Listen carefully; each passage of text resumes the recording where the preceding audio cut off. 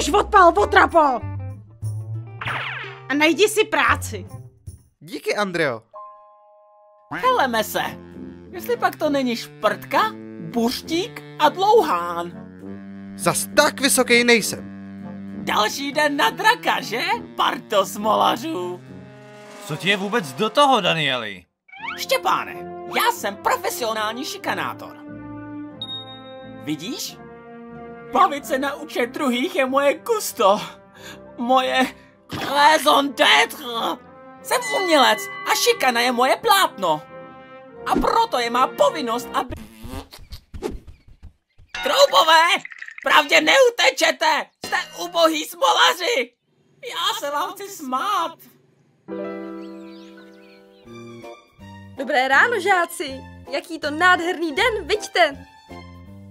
A jistě vám ho ještě zlepší fakt, že jsem konečně opravila vaše 5minutovky ze zeměpisu. Jak překvapivé.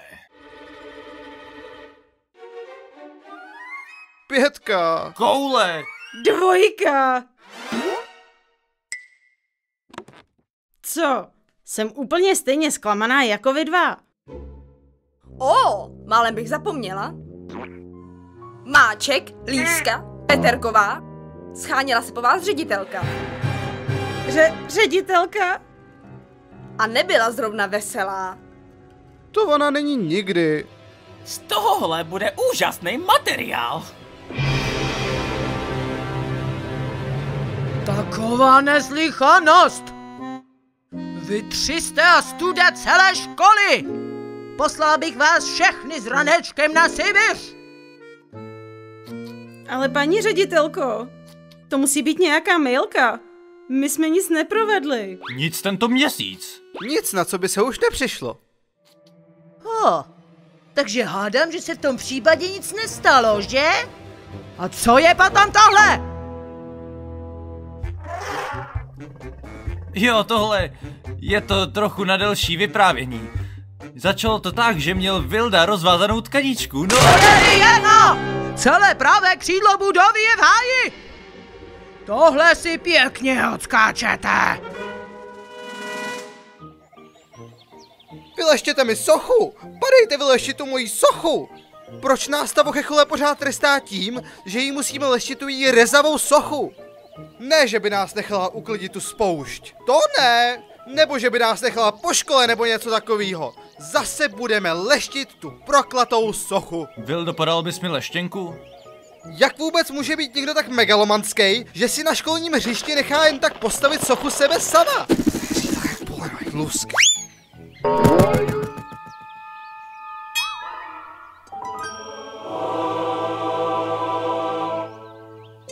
Jsi v pořádku, Štěpáne?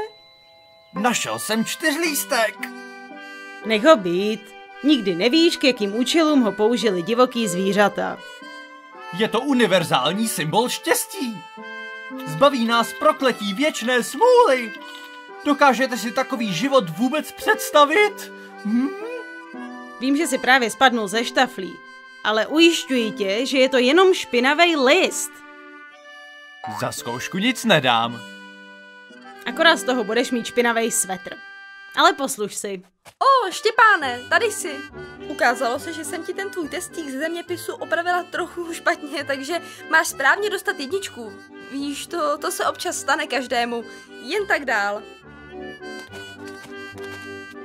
To je toho. Sýkorová dělá chyby v opravování už nějaký ten pátek. A pro lásku boží, já mám tolik peněz, že nevím, co s ním mám. Jakuko, lem si nějaký hodem, nebo mi z toho hrábne. To pořád může být jenom nějaká velká náhoda. Zdravstvuj, Štěpáne, pěkný den, že? Máš pravdu, ten 4lístek je magie.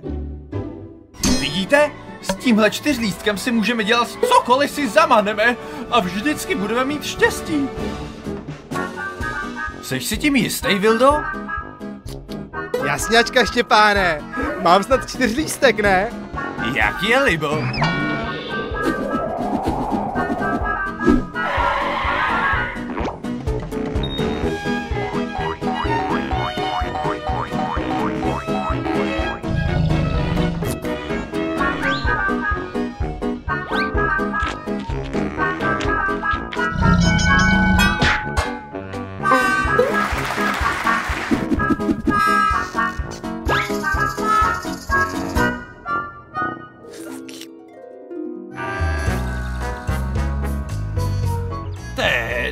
Kdo by čekal, že věčný blahobyt bude tak příjemná věc? Moje řeč, kámo. A za tenhle luxus děčíme štěstí, který nám dal tohle listí. Nechcete ještě prubnout Mount Everest? Už zás? Nechcete spíš chytat Loch Nessku? Ani ne. Po 18. už se to trochu ohrálo. Co takhle fotbal s kulovým bleskem? To stejně bavilo jenom tebe. A bez tak vždycky vyhrál ten, kdo měl zrovna u sebe 4 lístek. Ale takhle je to fajn. To jo.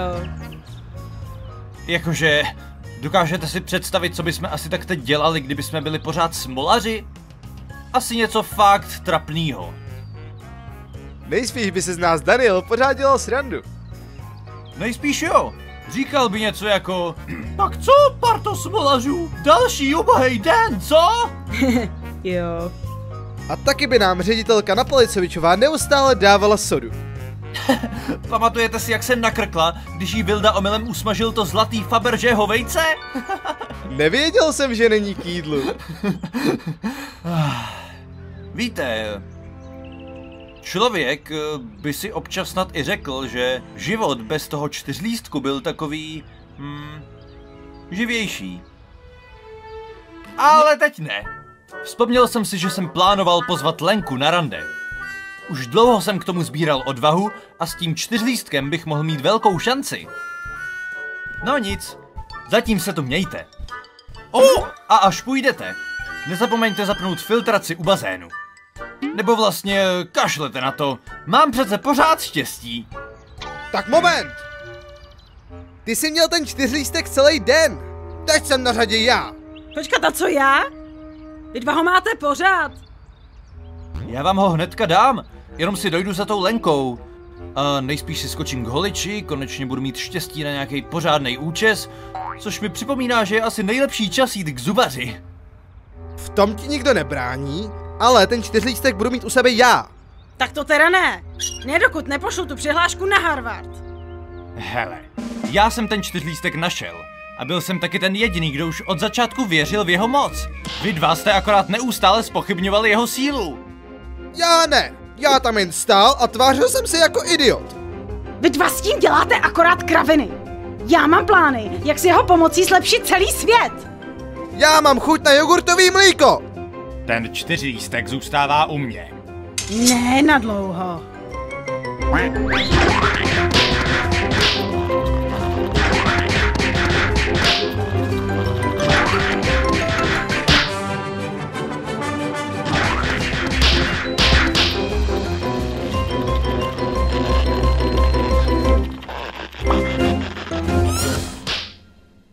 Co se to s náma stalo? Rveme se tady o kousek listí jako zvířat a bývali jsme přece nerozdělitelná trojice. Chybí mi ty časy, kdy jsem v prší nedostával pořád samý svršky. A kdy dostat 1 byla ctnost. Myslím si, že dobře víme, co musíme udělat. Ne, na to nemáme rozpočet.